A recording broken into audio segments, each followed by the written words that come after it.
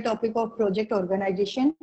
In this, we will try to understand that how organization structure helps or complements the project implementation.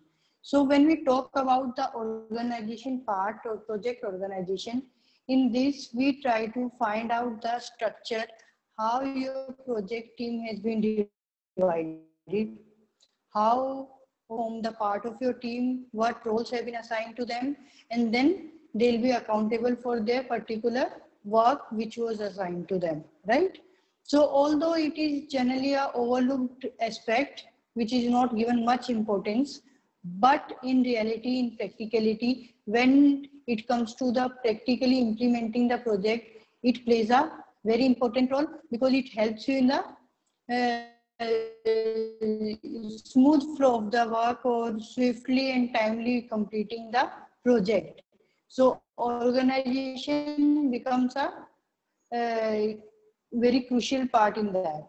So how do we do? We can do one thing. We prepare a chart in which on one side, left side, we take the name of the persons who all are our team members. And on the right side, we write down their roles and responsibilities which they are supposed to follow, which they are supposed to, perform. So this is also known as workload management. So basically it is nothing. In this, you are doing a workload how it is to be broken down into different parts and then preparing that structure. We know that what is a project. You are very well versed with the term project now. A project is a non-routine, non-repetitive undertaking often plagued with many uncertainties.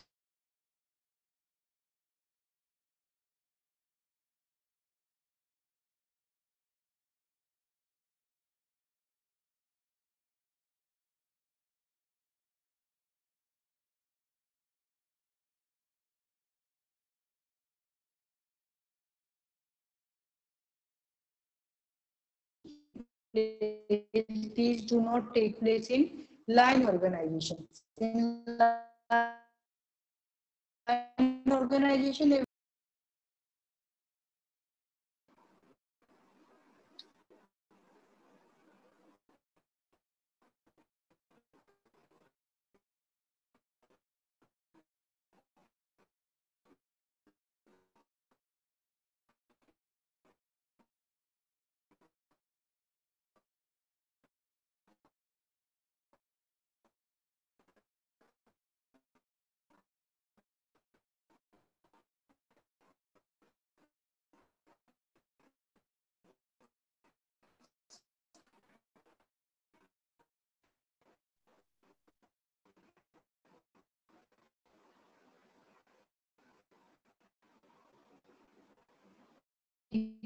is a sole proprietor only doing everything. So when different departments are there, different projects are there, information and matrix organization. Now, what are their features? See, line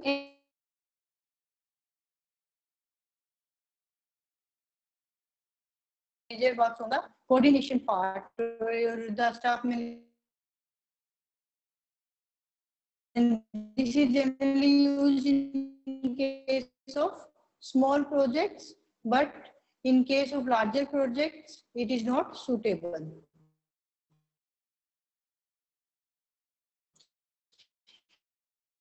Divisional organization means, and that organization in which the whole organization is divided into different departments. There are different divisions. A separate division is set up to implement the project. And जो आपके projects उनसे अलग function department से अलग एक department आप set up करते हो independently, which will be dealing only with the project in hand. So this is generally considered a good kind of organizational structure which supports the project management. So in case of small and large projects, when you are unable to achieve high degree of expertise because of inefficient use of resources, it is Good. Okay.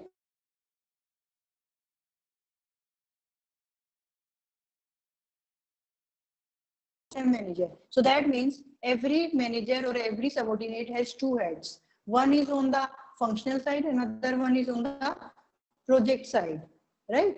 So we had covered it also. So it is a very good, it is very good in case of complex projects also, very large scale projects also, and it gives more organizational flexibility to operate the project. These are some of the diagrammatically I have tried to explain that what kind of line and staff organization. In this only they one side there is line managers. On the right side you see the staff managers. On the divisional, the whole organization is divided into three divisions: division X, division Y, division Z.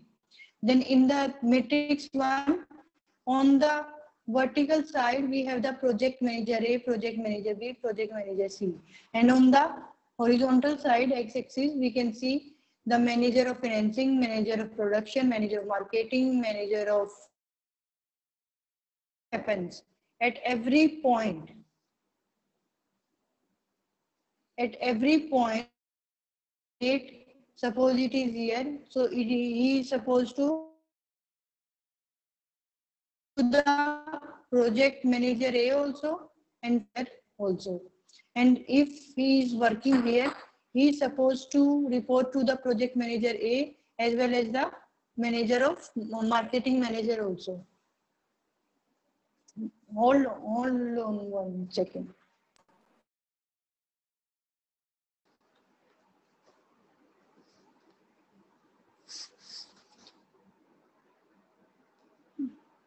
So if a subordinate is working here, he in the first point he has to report to the manager of financial manager also and as well as to the project manager A also. In the same way, if somebody is working here on the second circle, then he is supposed to report to marketing manager and on the same time to the project manager A also. So everybody in matrix organization has accountability and reporting to two heads or two superiors, right? Now talking about the human aspect of project management. See, you all must be very familiar with the common management process, right? It starts with planning, organizing, staffing, directing, controlling, reporting, budgeting, you know. So in the same way, same management functions work in project management also. These are all common functions of management, whether we are talking about the project management or we are talking about the general management. But we are going to discuss the human aspects of project management. That is, what all qualities a manager should possess and what all skills a manager should have to be successful. So these are the things which we are going to discuss.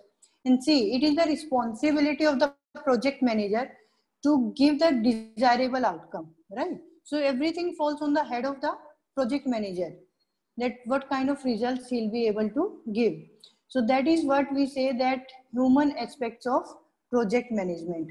How much, how you know your human resource will be dealt in the project and how much they will be giving it. And ultimately, the human aspect talks about the manager, the project manager, the dealing hand, how he is dealing with the project, right? So there is a general assumption in organization that if policies and procedures exist, progress should result in simply because structures are in place. But that assumption doesn't hold true, because everything will be, you know, kept intact until unless it is organized, it is coordinated, it is functioned by a good manager. So your policies, if they are not implemented properly, nicely or appropriately, your procedures, whatever you are doing, your structures, everything will keep on standing there only. You getting my point? So human aspect says that everything is made use by the project manager, isn't it? So if the humans are skilled enough human resources are personnel working in your organization are skilled enough, they are very tactful, then everything can give you the best results. Otherwise it will be left as it is. There is no point. So there are few people are motivated by fancy project plans, mind maps, or business intelligence software designs. But they need motivation, encouragement, empathy, and leadership, right? So when we are saying, if you remember the very first semester of your MBA, you must have studied what is management. Management is nothing but the art of getting things done through others. So in the same way, your manager doesn't do anything himself, right? His work is to get things done through others. So that means if a manager is able to get that things done timely and nicely, then everything will fall on place. So now when we talk about human aspect or human side of the project manager, see, we know that manager is not one who does everything himself, right? In fact, he gets things done. So on the other hand, it doesn't mean that he has to command the work to get the work done. In fact, instead of commanding, he should try to influence, he should try to persuade and motivate the people, and then should get his work done, right? That is the proper approach. And what does it mean exactly when, or what does it imply? The most important quality of manager is identifying the right people and then putting those right people into the right job. Because sometimes what happens when you are stuck with, we are generally stuck with two types of situations. In first situation, we get the manager gets already formed team. They are given a already predetermined team that this is the team and you'll be working with this, and then you have to complete your project. And in rarely, in some there is a very rare chance that he might be given a luxury to select his own, choose his own team also, that you can pick up your own people and then form a team and then starting on the project. So generally it doesn't happen. Managers are not given that luxury of choosing their own team. They are provided with a selected team. And then out of that team, it is the work of the manager that he has to pick up, he has to assign the duties and roles on the basis of their ability or the capability of the people who are in his team, right? So seeing what potential that person has, according to that his potential, a job or a duty will be assigned to him, right? So this is a most important part of project manager. So now if we see, project manager also works as a decision maker. Decision maker in the sense entrepreneur, he brings the change in the organization, he is also a motivator. Then the traits, there are some particular traits which are required by the project manager and the skills of the project manager. These we'll be discussing in detail now. Coming to the roles of the project manager. Project manager is also treated as he is just like a captain of a ship. Captain of a ship means the one who keeps on directing the ship, who keeps on rolling or sailing the ship. Okay. So he has to have he has to be a very good decision maker. He has to be very good decision maker in the sense he should be able to take the prudent decisions, and not only prudent decisions, in fact, there should not be much delay in that decision making. If he is not able to take a timely decision, that might cost fortune to the company, right? So he has to take timely decision as well as the prudent decisions. Communicator, yeah, obviously, he is the linkage between the subordinates and the superiors. So he has to have a good communication skills. And communicator means not only the person who speaks. Communicator also means the person who listens. So he should be always ready to listen to the reviews, the feedback, the suggestions from the subordinates. Then the foresightedness and the firefighter, in the sense he should be able to foresee the future so that accordingly he can take the So he can do the proactive planning or prepare some contingent plans. He should be able to see, every manager or every person cannot foresee the whole future. There are some unforeseen events also which cannot be foreseen, but he should be prepared, and also he should prepare his team well. Okay, so that in case such situation arises, we should not panic and we should be able to finish our project on time and within the budget. Entrepreneur means project manager is not actually an entrepreneur, but he should have that entrepreneurial activity, ability or that skill. So the biggest skill of an entrepreneur is he wants to be the owner, right? So that sense of ownership should be there in the project manager. He should have that sense of ownership, whatever project he is doing, that he owns it, and it is his own project, and he should give best in that. And the same thing he should try to inculcate into his subordinates. He should try to develop that sense of ownership into his team members as well, right? And change agents. Change agents means project manager is the one who brings the change in the organization by bringing some new project or good project. So he brings the change. Then coming to the traits of project manager, traits means we deal with the skills. So basically there are two kinds of skills, soft skills and hard skills. Soft skills means in those skills which he'll be using to deal with the human element, right, in the organization. So leadership, he has to be a leader. He has to sail the ship, isn't it? He has to be an influencer. Rather than being a commander, he should be a influencer. He should be able to persuade the team members. He should have good decision-making skills. We already discussed this. Alertness and quickness has to be there. He has to be alert. That presence of mind should be there all the time. Communicator, negotiating skills, negotiating whether the negotiation is with outsiders or insiders, those negotiation skills should be present. Training, time management skills should be there. Flexibility and versatility. Presentation skills, he should be able to sell his ideas or his creativity, whatever he's preparing. So he should be able to articulate nicely. He should be able to present nicely to the outside world also, and to the top management as well.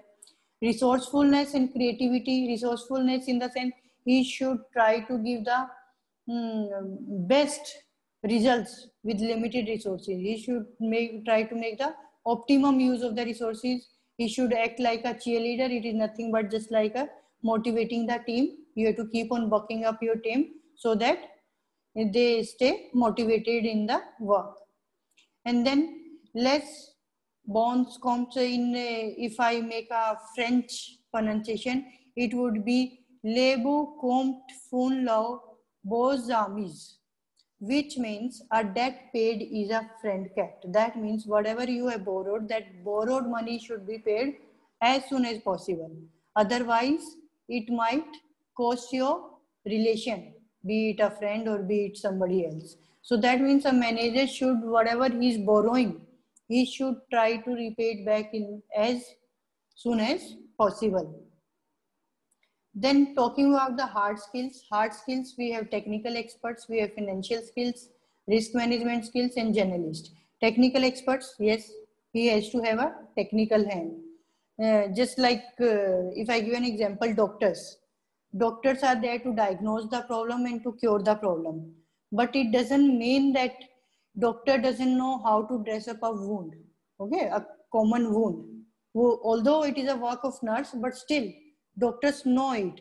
So technically भी they should be sound, उनको technical aspect भी पता होना चाहिए. ऐसा नहीं कि उनको सिर्फ ऊपर से supervise करना है. Okay. Then financial skills, obviously they should have some accounting and financial skills. Risk management skills, how to manage the risk. And he acts as a generalist. Generalist means the overall generalist, overall supervisor.